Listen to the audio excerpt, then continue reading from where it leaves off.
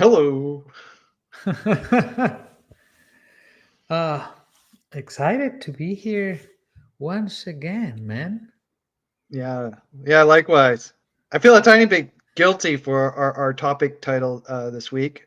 I feel a little bit like, the biggest mistakes. I feel A, it's a little negative. B, it's a little bit of a trap. So you can look at these as there's also good advice here. That we're going to talk about some of the positives and negatives, I think, right? Yeah, I know, absolutely. And something we can, I guess, compensate next time. We can do, uh, you know, the successes. What are the things you have to do or that might help you to be successful? So we're not as negative as today's topic. I don't know if that makes sense. Yeah, sounds good. Yeah, and it's also the fact that when we decided on the topic, I was like, people might get mad on our opinion, and I think that's fine. Yeah. Like that's perfect. Well, that actually is a great first point. I've seen some companies where dissenting opinions or, people that weren't happy with certain stuff, they wouldn't ever spread bad news. You weren't allowed to present bad news in certain companies. And that can actually that's a real detriment. I don't believe in going the other way where all you do is give bad news. That's not useful. I think you can be supportive, positive, upbeat, but provide constructive criticism and you can disagree. And that's one of the things I've learned talking with you. You know how to disagree with a person without making them feel bad.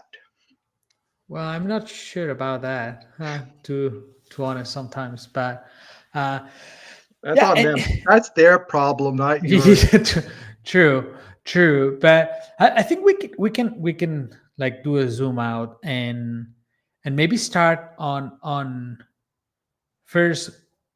Let's start with what means not being successful, right? Because Yeah, I think you told me that, like, what does it mean to be successful, right? yeah. Because I mean, for different people, there's different visions of success. And as you know, and I know, being an entrepreneur has to be its own reward. You really have to be in it for the journey. Yes, we're goal-oriented people. We do want to achieve certain things. We set goals and we want to achieve them, but you really have to be in it for it. So I think one of the mistakes is to say, look, I'm in it to achieve fame and glory or money or whatever. And I think the only way you can get through being an entrepreneur and to be successful is to enjoy the act of being an entrepreneur and the stress it brings, but the freedom it gives. So for me, that's how I've defined success. And that's how I've seen other people who are successful by any metric. Usually they're people who are recognized, they've done well financially, but they're people who love what they do. They're just passionate about being an entrepreneur, and they don't let the little ups and downs hit them. What are your thoughts? No. Absolutely. I guess it's a problem with social media in general that typically now success. The only way you can define success is if your startup becomes a unicorn and you make millions or billions, and for sure it can be, it's a valid goal for some people, but not necessarily has to be that way.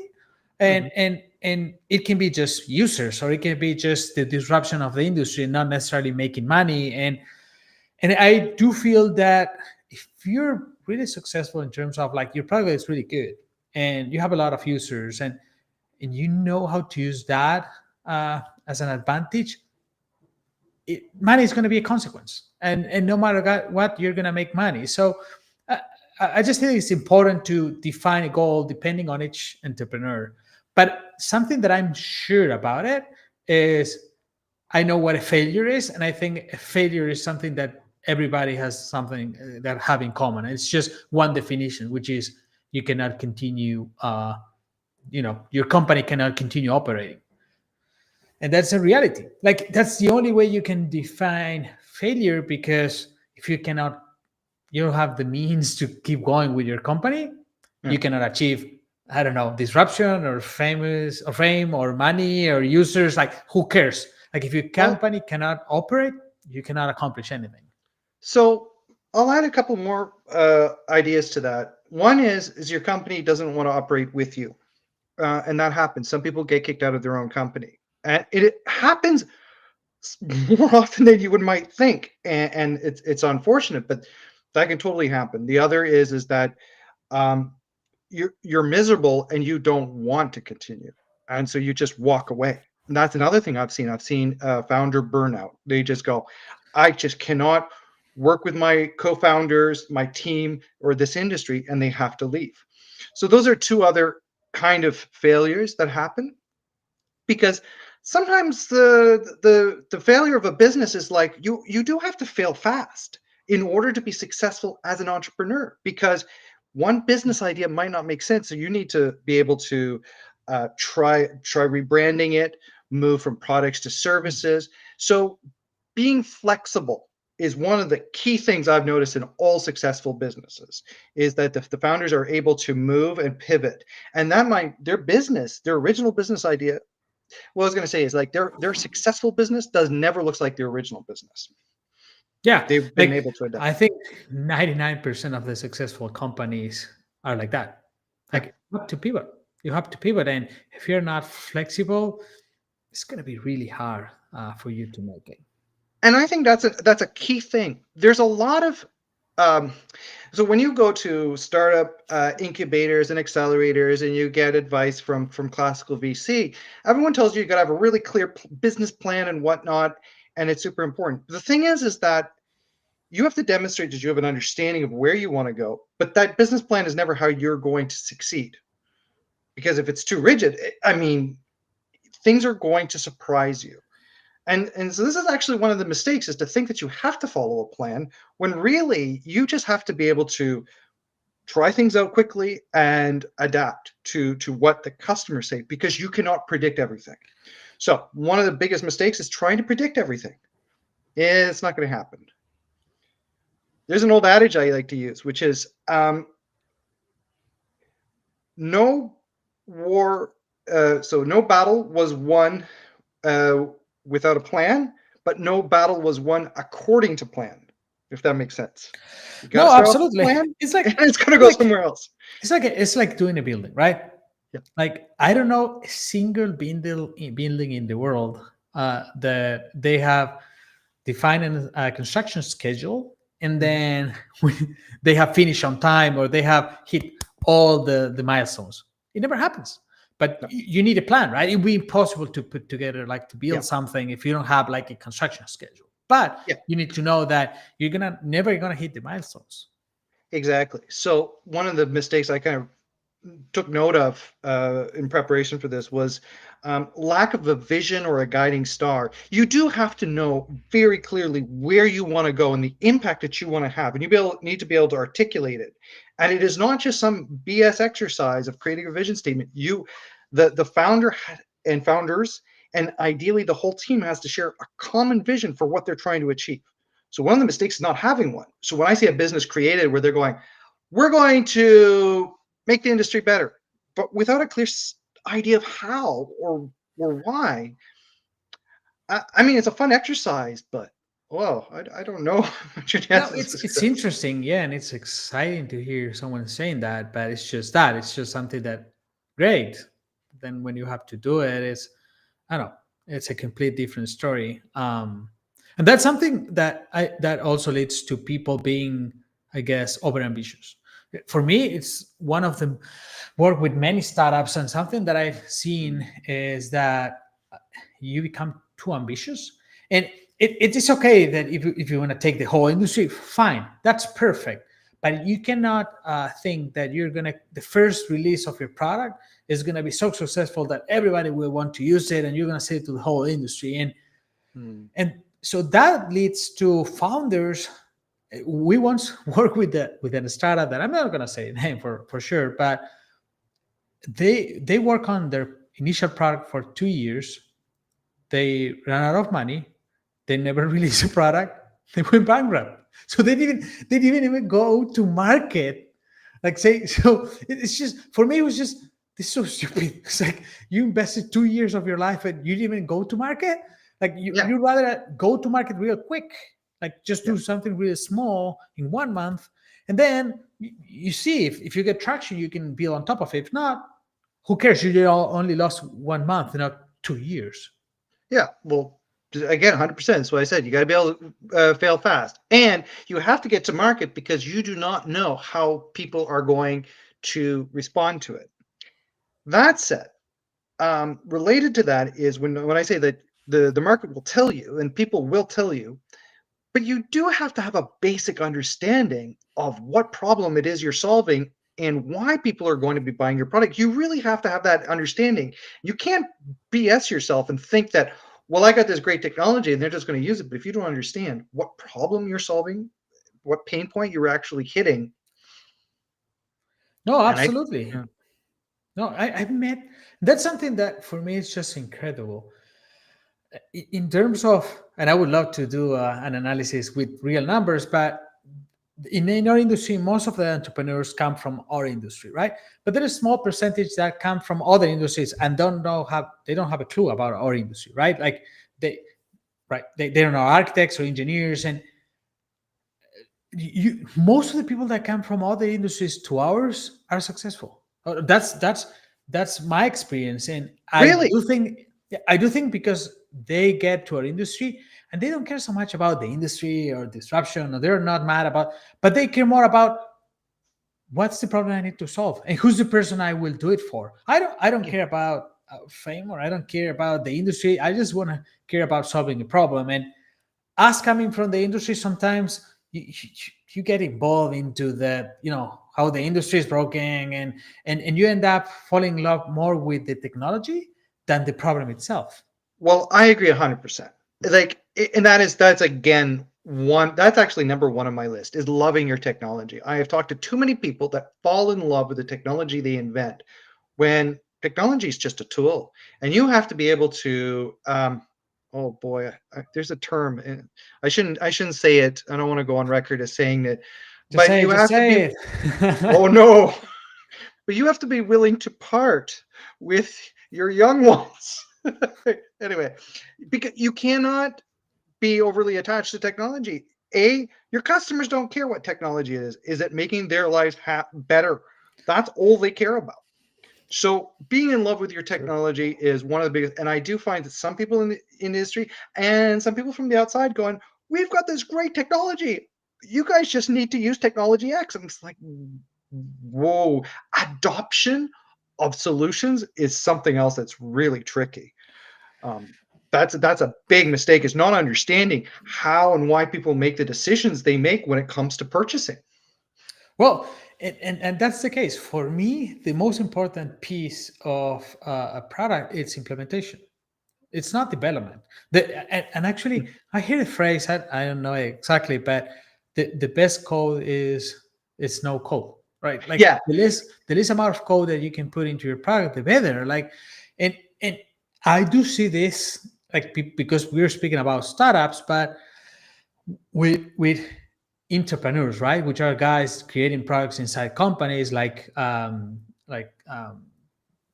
architects who code within companies, right? mhm. And design technology specialists, or the name you want to put to them. And for me, it's really common hear them saying like, "Oh, you better cool stuff all the time," but people then don't use it, or there's the problem again. It's like they're more concerned about having fun and doing really cool technology than the problem they are solving. Yeah, yeah. No, I agree. Um, yep. And understanding like the problem you're solving really has to do also with how people work. One of the other mistakes I see is that people think that all you need to do is they just need to change their client's behavior. And that's a really, really tricky path to go down. People don't change, at least not easily. If you want to go down that path, it's funny as I say this, I know examples, but I mean, for example, going from AutoCAD to Revit, that was really, really hard. If you read the history books, my God, Revit at the beginning, it was really hard. Now it's entrenched. Going to something else, again, that company, whoever does that, is going to have a lot of challenges ahead of them. But the point I really wanted to make was understanding like how they use the tools and expecting them to change. Like the people will not change. And I think that's actually a key thing for me going forward. It's like, how do you integrate with your existing workflows? And people are No, beating this into my head. I think it's like correct. I think you brought up. I was going to say the iPhone, right? Like is an example that we all know of something new. But Revit, it's also a great example. It took them like more than 10 years to be profitable. More than 10 years, and the technology was amazing, and it was really needed, and more than 10 years. So you could even say they were lucky that were acquired by Autodesk, and they were lucky that it was successful, because it could have gone really wrong. And, Yeah. and that's companies, even if you have a great technology, the market might not be prepared for it. You might create something that, I don't know, AI models automatically, but if users are not ready for that disruption, you're not going to be successful, even if the technology is great and even if it helps them. So it's not only about great technology, or it's about timing, right? Yeah. Oh, hey, my old friend Luke jumped in and says, "Yeah, people don't want to change," and that's really hard. Yeah, I think it's a great point. Don't use revolutionary in your marketing. Yeah, don't talk about too much about disruption either. That's a red flag for a lot of people. Um, Yeah. and what's challenging related to that is that you'll see a lot of enthusiasm. If you show up with a disruptive product or something revolutionary, you can get a lot of interest and a lot of excitement from people who are dissatisfied with status quo. But then it comes time for your business to make money, and it means there has to be an exchange of money. And as my old friend Joel used to say, people you listen to people with with their wallet, and that's when they're going to make some new decisions. And I do this now when I talk to people. I listen to what they have to tell me, and in the end I say, would you pay for this, or what is it that you would use your money for? And then sometimes it's a very different answer. Like what they're willing to pay for today is No, yeah, maybe yeah, even no, great. absolutely, and that also I feel applies. Again, I'm not gonna say names, but like companies who have tried to, for example, automate and use AI to provide construction schedules automatically, and but then you're trying to take people using paper and big Primavera schedules into using just AI, and it's not working. And the only thing they want is just a way to at least move, a task in Primavera, and allow the other task to move automatically. Or like I feel sometimes entrepreneurs try to do things really complex, and some of the needs in our industry are really basic. And you need to be afraid of just do something basic, because maybe the value you're providing by doing something basic is much, much more than a really fancy AI thing.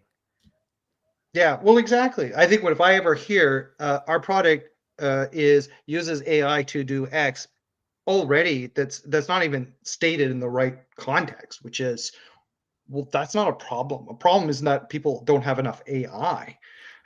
I mean, that's not a business problem. AI And, is just and another tool. It's just stupid when you're just yeah, trying to and throw it's AI to it. It's like maybe it's a solution, but like I mean, in general, it's just another tool. It's like, hey, we're gonna use hammers for everything. It's like, no, hammers are for nails, not you know. I'm sorry. Uh, My next software is going to be called Bag of Hammers. Yeah, again, Luke says you have to show people how it fits in their process, not convince them to change their process. And I think that's a key part of the sales process and the storytelling and the marketing. But the other part is actually spending that time learning their process, which is really surprisingly complex.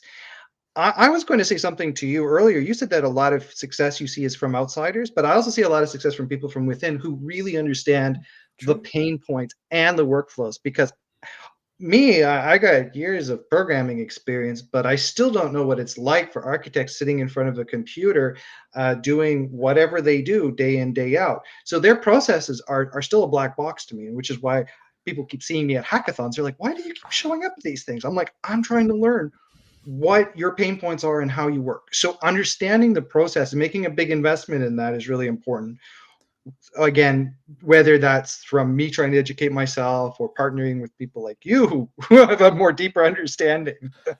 No, but like even like I think that's also a misconception. Like for example, I'm an architect, right?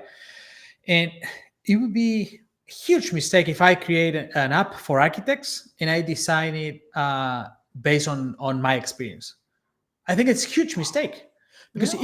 even yeah, because my experience is pretty limited to one. I don't know how many companies, three, four, five companies, and Yeah. that might not be representative of the market, or the market might change. Or I feel it's knowing the industry is a double-edged sword, because Yeah. in the end, even if you know the market really well, you need to sit down with 100 architects. If you're going to build a tool for architects, you need to sit down with 100 architects and make sure that most of them are saying, yes, I want it, I will pay for it, and I desperately need it. No, it's like, oh, it's nice to have. No, I desperately need this. I need it in this specific way. Yeah. I mean, that's if you're going at a certain scale. It's the big upfront design and doing all of that market research. And I agree with it in principle. But then if you're a very small, lean startup, doing something that you know solves a problem for you and you can at least extrapolate it to a number of other people, that can be a way to bootstrap. Now, my perspective on this is a little bit skewed. I'm incredibly focused on how do you bootstrap businesses.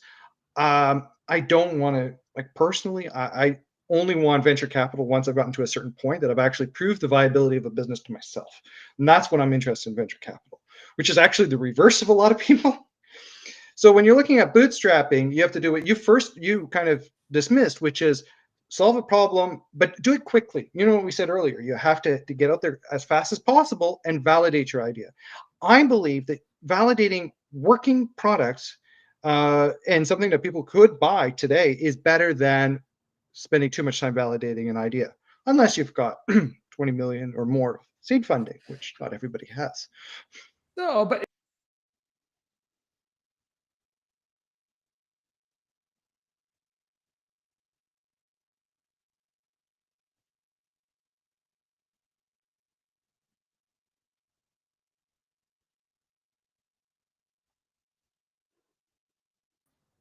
small hiccup. Small hiccup. But uh, Welcome back. going back to the idea of what you were saying um, about money, and if people has 20 million, or like, even then, even if you have $20 million, right? Like, we have seen the Kateras, the WeWorks, that and they had more than $20 million, Yeah. and they failed. Like, I don't even if you have a lot of money, you can burn money real quick, and also you're expected to burn money real quick when you get that amount of money. So it's Getting money at the wrong time and getting the wrong amount of money is actually one of the biggest mistakes. Because you cannot, you have to know for yourself as a founder, when is the right time to get the money and when do you grow. Because you're right, what happens is there's a pressure and all of a sudden a clock that's ticking down. And I believe more that you have to build your team at the right pace of, I have the right people, rather than somebody saying, okay, now within 2 weeks you have to hire all these people. Well, you're going to hire a mess. Yeah, and I do feel that there are certain times when you need to grow real quick, but it's Yeah. not at the beginning. Like, at the beginning, you need to validate and you need to get users. Yep. Like, if you Users, need the users, money to users. scale, like, hey, you know what? I have proven this, and I need more hands because my users are demanding this, and I need more sales to sell this because people just don't know about us, but they need us. Sure, get all the money you can, and Yeah. then grow real quick. Yeah. But until then, for me personally, it's a disadvantage getting money, because you have an extra pressure that you don't need, and then the sooner you start getting money, the sooner you're gonna lose control of your company. So, and you're in a different power position to request money, right? If you already have customers and you already have traction, then if you go and ask for money, they're gonna be desperate to give you the money. But then if you go without traction, it's much harder, to negotiate that. Yeah, 100%. Yeah. Oh yeah. It's money. It's one of the biggest mistakes. When to ask. Also, it's hard. It's hard to timing. I feel it's one of the hardest things, being an entrepreneur. When to like hire people, when to ask for money, when to fire people, and no, Yeah, absolutely. And that's I something agree. people Yeah. don't want to speak about. And you need to fire people, because not because you're mean, or because you might not have money, or because those people might not be fit for the company. It's a reality. Mhm. and Yeah. and and you need to know when to fire someone. We were speaking with the CEO of Monograph once, and something that we agree was that, for example, firing it's something that you always do it late. When you fire someone, it's like, oh, I should have fired this guy like 8 months ago, or like I should have asked for money, or like every decision when you realize you have to do it, it's already late. It's just Mhm. insane. Yeah, yeah. Well, I mean, it's knowing that. I mean, I think it's a human tendency. We're not going to let go of people, and I think that there's something to be said about your overall culture if you are not firing people, and that you are committing to each individual that you bring in. Ideally, it says, "Hey, as a leader, I have a plan. I'm hiring at the right moment." But this means being very careful about when you hire somebody, who you hire, and that it is the right fit for you. And again, like I said, that's one of the challenges with hiring too quickly and not having really good processes in place. People are the backbone of your business. Whether or not you recognize that, it's very, very important that you build. And I'm not saying there's one culture or another that's correct. There are different ways to organize and run your company. But what's really important is that everyone is kind of the fits into that culture, and is aware of it and is on board with it.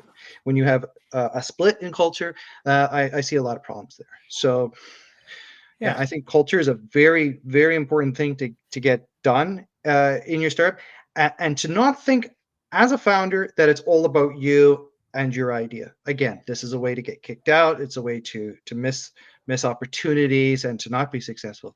When you are generous with sharing it with your team, the success, man, you're it's going to go gangbusters. I'm going to give you an example.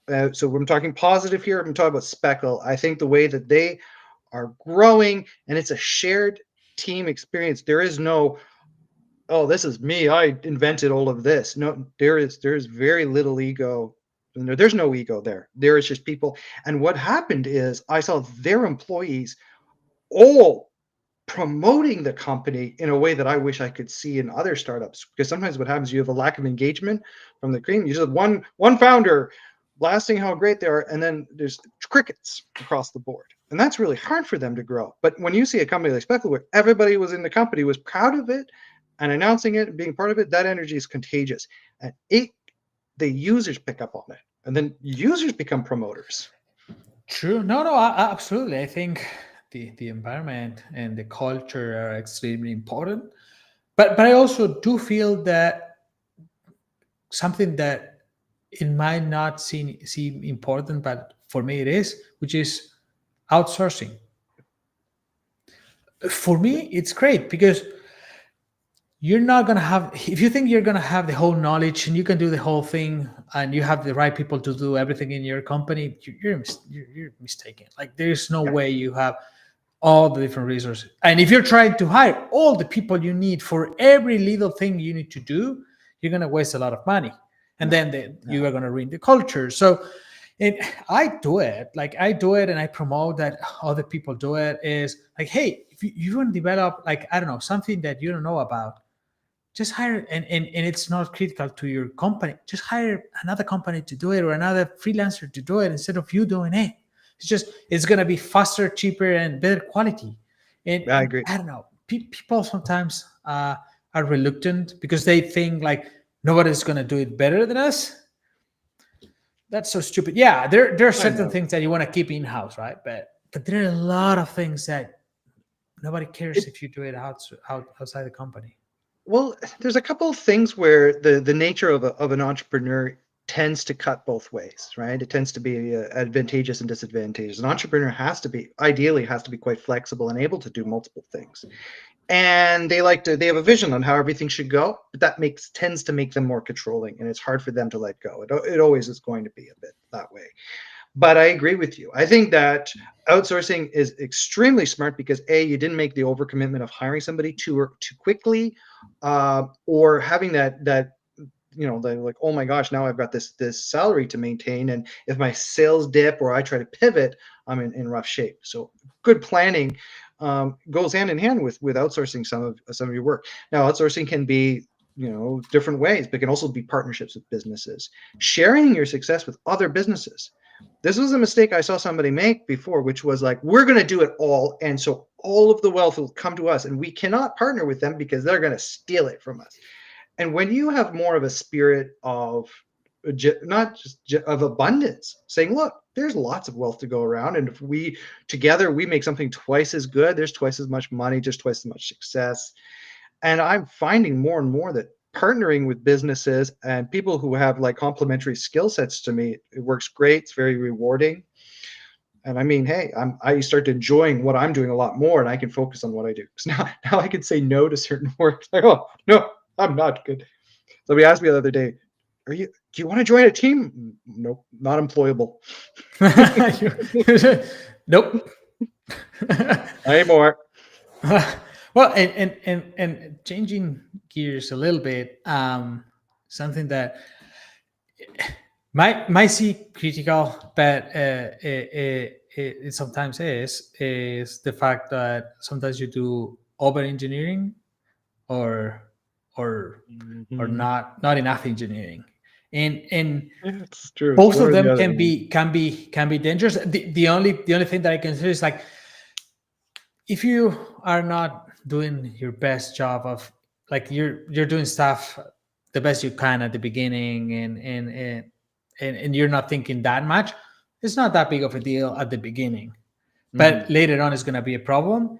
But I think if you do over engineering at the beginning, it's a big problem. Yeah, it might make things maybe easier in the future, but it's gonna make you slow, and it is gonna make you make mistakes, and even it's gonna affect the business, because when you do over engineering at the beginning, then if you want to pivot, you will look at your systems, and it's like, I invested so much time on developing this, and it's so complex that this cannot be adapted to anything else, and then you're in deep trouble. Because how do you explain to your engineering team that they need to start from scratch, and they will not want to do it? And so I feel it's really important to take that into consideration at the beginning. Yeah, I think over engineering is the thing that I've seen kill companies, because they just simply they weren't able to get to market quick enough.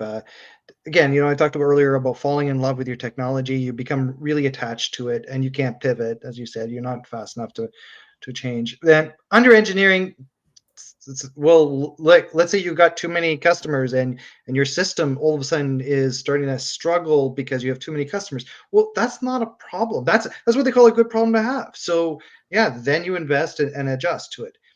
The thing is that it's very tough for software engineers to understand what enough level of engineering is. Somebody once said, this was one of the dev managers for Softimage, and he used to say that if you're not at least a little bit ashamed of what you've released, then you waited too long to release. I thought that was a fascinating way of looking at it. Well, no, and I agree. Like, a good example is Dropbox. Dropbox, when they released, there was almost no UI. It was awful. The only thing you could do is just one box and upload files. That was it. You didn't even have folders. It was just big chunk of stuff that you couldn't even see it in your computer. It's like you have to go to a website, and so it was just ugly. And I think it took them a month or something to develop it. So I feel that's the way. Unless you're, for sure, if we're only speaking about virtual startups, about software, but for sure if you're putting together, I don't know, a new cement, or it's going to be a complete different history, right? Because it's going to take you years and whatever. But for software, you need to fail fast. Yeah, you do. Well, it's interesting you mentioned about how different businesses are different, but one of the things that we mentioned earlier prior to coming live was that there seems to be no recipe, though. Every business breaks the rules and breaks the template. And when I only recently started learning a little bit about Y Combinator and whatever, and they try to apply these formulas to things, and I think I understand the desire to do that, especially for a venture capital firm to want to have repeatable success and to try. But I think the reality is that it comes down to the people, what they're passionate about, what's going to get them through it. You know, really smart. I think investors say they invest in the people, not in the tech. So coming back to what I wanted to say was every company is very, very different, and they are going to change the rules. So you have to basically be able to break them and mold them to yourself. Yeah, no, absolutely. We're speaking about, I guess, good practices that might improve your odds of being successful, but it's not going to be guaranteed that you're going to be successful if you follow certain rules. No, absolutely not. And the, there are so many startups that have done stuff in, like, I don't know if you there is a book, I have it here. It's Disrupted by Dan Lyons. It's an amazing book because the guys, I don't know if you've read it, but it's about a guy who's thinking his 60s or 70s. He's a journalist that started working at HubSpot when HubSpot was a much more smaller company, right? And the practices that he mentions, it's just insane. It's like they didn't even know what product they were going to build. There were no buyer personas. Like like even when they had to fire someone, they didn't say they were firing someone. It was that they they they graduated from the HubSpot school. That's the way, and they did throw a party. It's just like, it's so weird, like the culture was weird, and everything that the guy explains there, and you would think it was a recipe for disaster. And now you see the company, and at least they're successful in terms of users and money, and so even if you don't follow the rules, sometimes you are successful anyway. And even if you Yeah, follow those rules, you might fail anyway. yeah. But it tends not to be an entire accident. When you look at how they succeed, there is this notion of flexibility, pivoting, willing to take risks. Coming back to the over engineering, one of the things I think is a big mistake is to say, look, well, I worked at a big company and we did things this way. I was like, well, big companies are more about risk management. Small companies are about being able to pivot and address the needs quickly. So you don't want to take the disadvantages of a big company and apply them to a small company. You got to play to your strengths, and that has to do with the business structure as well as your individual strengths as well. You got to play to your strengths. I mean, you're out there. You got to kind of maximize what your ROI is as a human being. What are you best at? Do that. If you try to do something you're not very good at and you're not really passionate about, Oh, absolutely. not It's gonna make it's money. something that you need to have. It needs to be fueled by passion and not by, like, hey, I just want to make more money. I don't think that would work. But the point you mentioned about, I used to work on a big company and they do it this way, especially in our industry. It's like the big companies represent one or the less percent of the whole industry in terms of numbers of companies. So it's not that many if you think about it in the AC. Like the big ones are not that many, and also you need to have in mind, and I think Peter Thiel said it once. It's like the tale of Moby Dick, right?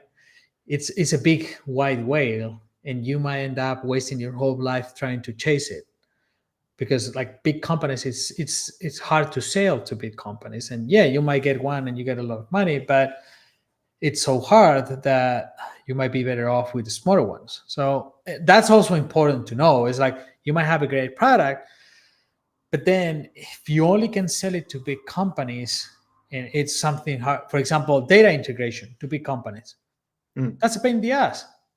Go for it and try to convince a big company to standardize the data in a way, and open their database to connect to your platform, and Yeah. go But live with it. But it comes back to first principles that we were discussing before. It's understanding your customer, what their pain points are. Oh, also how they make their purchasing decisions. Like what they're going to use to evaluate whether or not they can use a product or purchase it. And understanding that deeply is key. So whether you're going after a big business, whether you're going after small business, whether you're going after individual users, hobbyists, casual users, whatever you're going at, you really have to understand uh, the client that you're selling to. I think that's the key thing. I think that's a mistake that a lot of people make is they don't fully understand the client. A classic example is somebody who says, "Oh, I'm going to sell to developers, but we're not going to put any documentation online. We're not going to give you a demo that you can try. You have to come to us and deal with a salesperson." And I don't think there's any software developer out there who wants to get on a call and is going to voluntarily sign up to get on a demo. And so that part just drives me bonkers. If you're selling to developers, you have to understand how developers think. And I mean, I'm sorry, that just drove me Not bonkers. only It's like, developers, like in general, people don't like, it's like when you're going and try to buy, I don't know, shirt, or you don't want to speak to anybody. You just want to no, they go and buy don't. a shirt. You want to try it out and buy it. Like you, and typically that's Can you, how you want to do it. And can you imagine walking into a store in a mall and everything is in boxes? And you say, what do you sell? There's like, we'll show you, but you're gonna have to schedule a meeting with me via my Calendly. Oh, good luck with that business model. You've no, got to and then show that's, people and you've got to attract them. I need to give it to like Autodesk in that specific case. I think they did an amazing job, because they not even you can try their tools, and also they deliberately allow people to use it for free, legally or illegally. Yeah, yeah, yeah. And that's it. For me, that's a brilliant Mhm. idea. It's like Yeah, you're allowing everybody to use it. Yeah, for sure. You're going to sue them after a yeah, couple of years if you see that they're making money with it. But anyway, you get to be popular and everybody's using your tools, and you get that. yeah. Well, no, I think that's really key. And it reminded me of something that actually Luku commented here on the stream a couple something. I'm paraphrasing him, but what I learned was that people make their decisions based on their emotions. And so you do have to talk to their emotions, and you have to tell them, you have to show them a compelling story. If you're just like, Matt, it's great. Here's why. Well, have you spoke to them? Have you shown them how it's going to do it? And this is what you realize when I use the shopping mall analogy, is it speaks to our emotions. You go into a store, it makes you feel a certain way. It makes you feel, oh, this it's hip, it's cool. I want to buy that, or this makes me feel, it's going to make me feel sexy or professional or whatever. Yeah, and you're not even thinking that. I completely agree about that, and it's the way it makes you feel. It's not even about the shirt. Is when are you gonna use the shirt? Where? When? How you're gonna feel with that shirt? Are you gonna go to a club? You're gonna get a Yeah. nice lady, whatever.